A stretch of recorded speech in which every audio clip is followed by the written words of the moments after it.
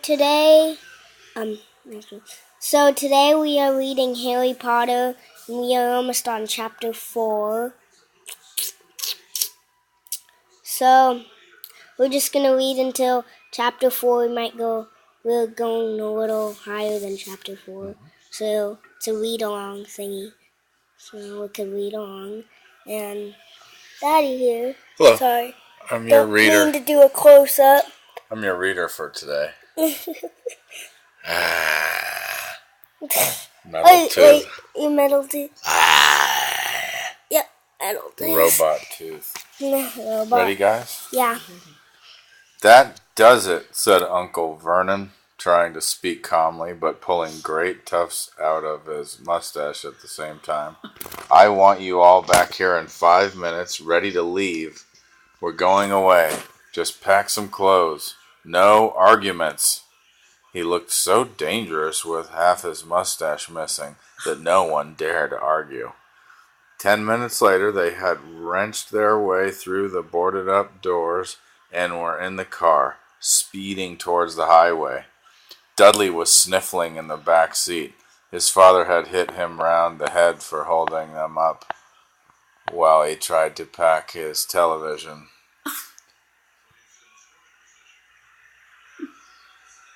VCR and computer in his sports bag. They drove, and they drove. Even Aunt Petunia didn't dare ask where they were going. Every now and then Uncle Vernon would take a sharp turn and drive in the opposite direction for a while. Shake 'em off, he would mutter whenever he did this. They didn't stop to eat or drink all day. By nightfall, Dudley was howling.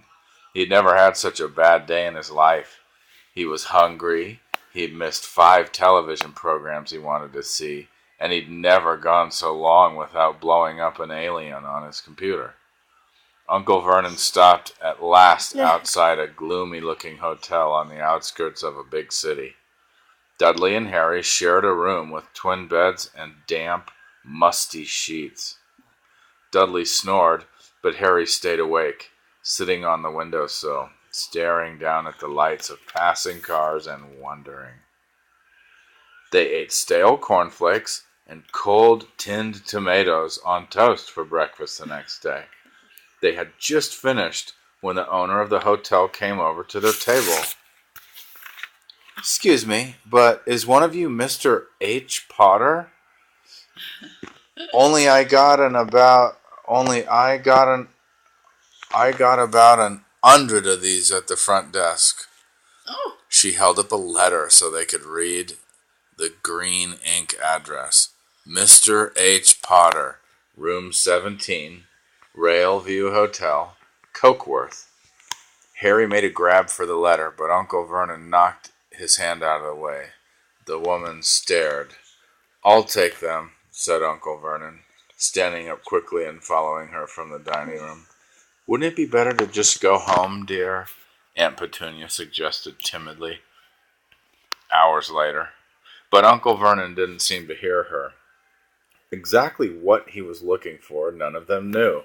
He drove them into the middle of a forest, got out, looked around, shook his head, got back in the car, and off they went again. The same thing happened in the middle of a plowed field, halfway across a suspension bridge, at the top of a multi-level parking garage. "Daddy's gone mad, hasn't he?" Dudley asked Aunt Petunia dully late in the afternoon.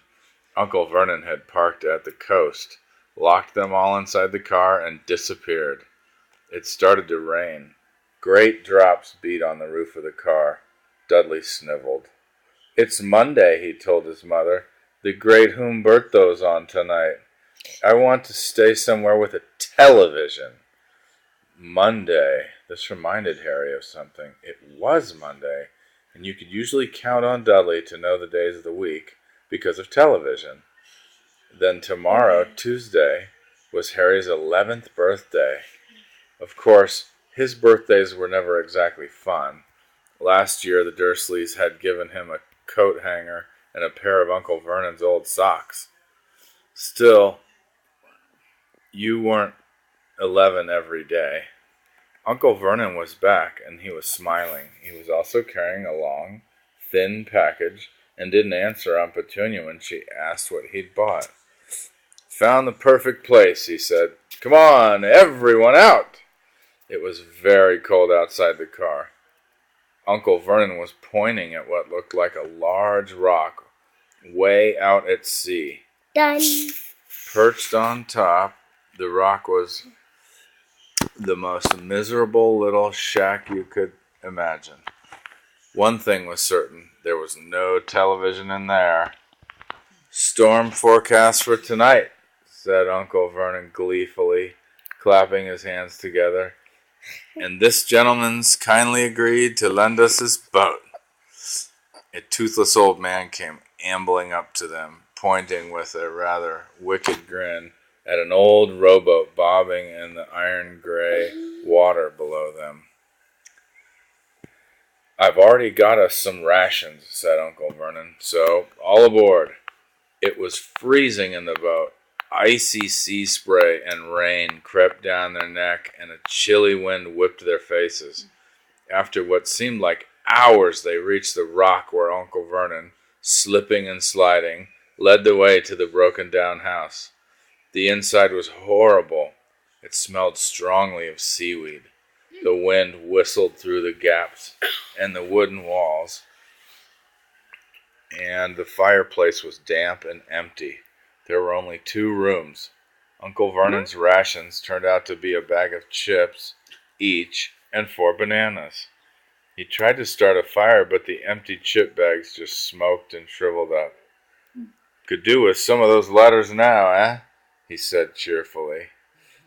He was in a very good mood. Obviously, he thought nobody stood a chance of reaching them here in a storm to deliver mail. Harry privately agreed, though the thought didn't cheer him up at all. As night fell, the promised storm blew up around them. Spray from the high waves spattered on the walls of the hut, and a fierce wind rattled the filthy windows. Aunt Petunia found a few moldy blankets in the second room, and made up a bed for Dudley on the moth-eaten sofa. She and Uncle Vernon went off to the lumpy bed next door, and Harry was left to find the softest bit of floor he could and curl up under the thinnest, most ragged blanket. The storm raged more and more ferociously as the night went on. Harry couldn't sleep. He shivered and turned over, trying to get comfortable, his stomach rumbling with hunger. Dudley's snores were drowned out by the low rolls of thunder that started near midnight. The lighted dial of Dudley's watch, which was dangling over the edge of the sofa on his fat wrist, told Harry he'd been 11 for 10 minutes' time. He lay and watched his birthday tick nearer, wondering if the Dursleys would remember at all, wondering where the letter writer was now. 5 minutes to go. Harry heard something creak outside. He hoped the roof wasn't going to fall in, although he might be warmer if it did. 4 minutes to go. Maybe the house in Privet Drive would be so full of letters when they got back that he'd be able to steal one somehow. 3 minutes to go. Was that the sea slapping hard on the rock like that? And 2 minutes to go. What was that funny crunching noise? Was the rock crumbling into the sea? 1 minute to go. Even he'd be 11. Oh, boy. 30 seconds. 20 seconds. 9. 8. Maybe he'd wake up Dudley, just to annoy him. 3, 2, 1. Boom! The whole shack shivered, and Harry sat bolt upright, staring at the door. Someone was outside, knocking to come in. Let me go. Should we go turn off the TV? Yeah. I can get that. Okay, Grandma will do it. I just needed for clarification. So he was counting down till his actual birthday. Yeah. Which was like 10 after 12. Yeah. Okay.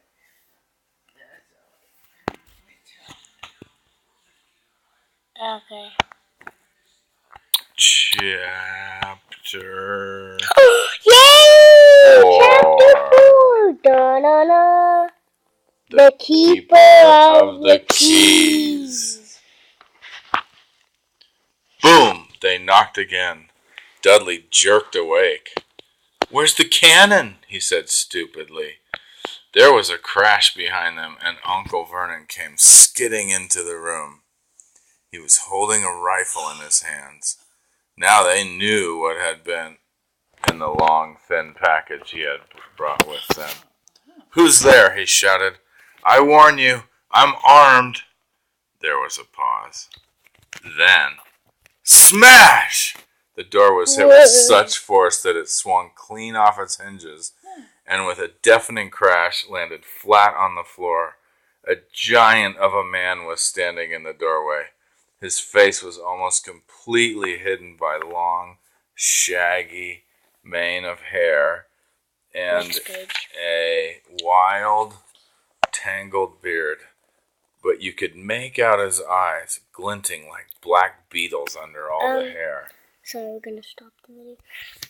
So we're gonna stop at page 75. Yeah. Okay. The giant. Probably 15 minutes. When it gets to now, it's. Okay. So 12. Okay. The giant squeezed his way into the hut, stooping so that his head just brushed the ceiling. He bent down, picked up the door, and fitted it easily back onto its frame. The noise of the storm outside dropped a little. He turned to look at them all. "Couldn't make a cup of tea, could ya? It's not been an easy journey." He strode over to the sofa where Dudley sat frozen with fear. "Budge up, you great lump," said the stranger.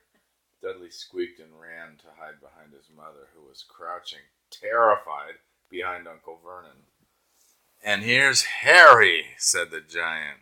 Harry looked up into the fierce, wild, shadowy face and saw that the beetle eyes were crinkled in a smile. "Last time I saw you, you was only a baby," said the giant.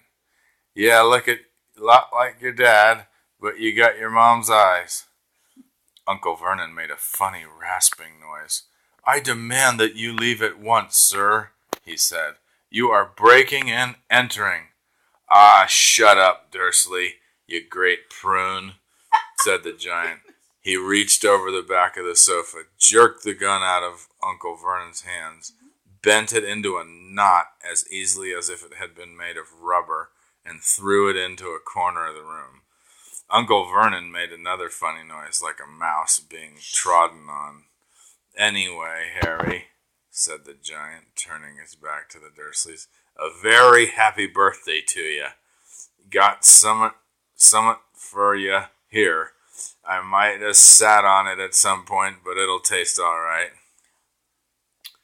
From an inside pocket of his black overcoat, he pulled a slightly squashed box. Harry opened it with trembling fingers.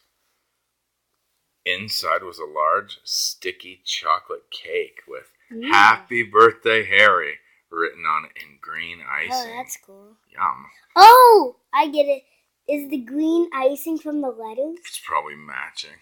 Yep, I think so. Oh. Well, maybe they'll say something about this. Yeah. Connection, yeah. Harry looked up at the giant.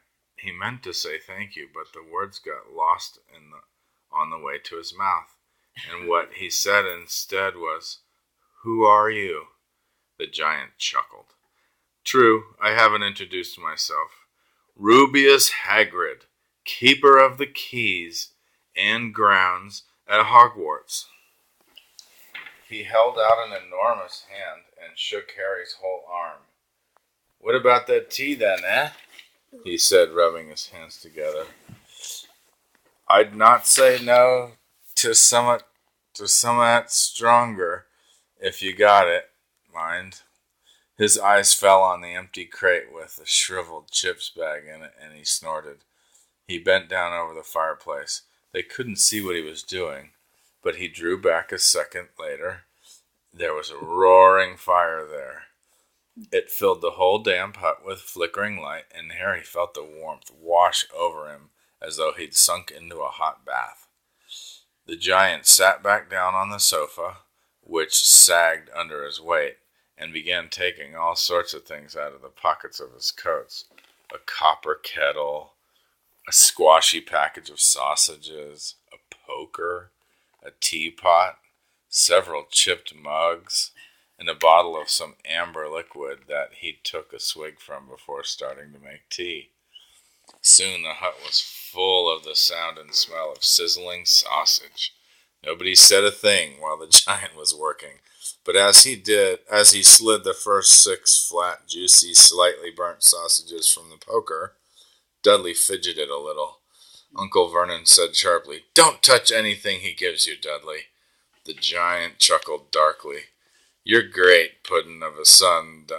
Done need fattening any more. Dursley, don't worry." He passed the sausages to Harry, who was so hungry he had never tasted anything so wonderful. But he still couldn't take his eyes off the giant. Finally, as nobody seemed about to explain anything, he said, "I'm sorry, but I still don't really know who you are." The giant took a gulp of tea and wiped his mouth with the back of his hand. "Call me Hagrid," he said. "Everyone does. And like I told you, I'm keeper of the keys at Hogwarts. You'll know more about Hogwarts, of course." No," said Harry. Hagrid looked shocked. "Sorry," Harry said quickly. "Sorry?" barked Hagrid, turning to stare at the Dursleys, who shrank back into the shadows. "It's them as they should be sorry. I knew you weren't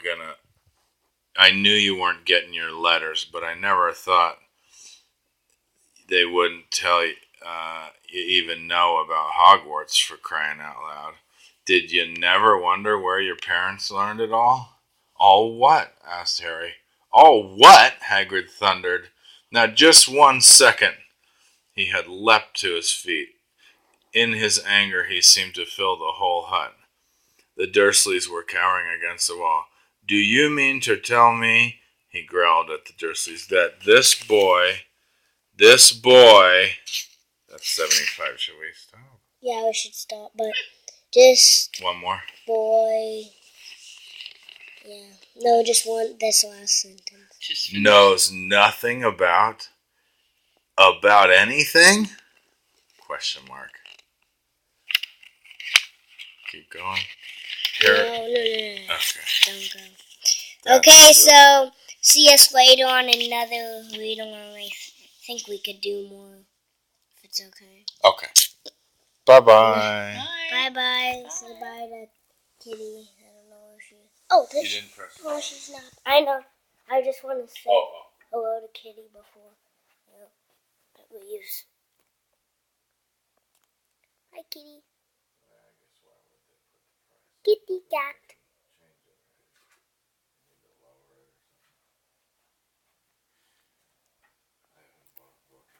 She yawned. Okay, bye.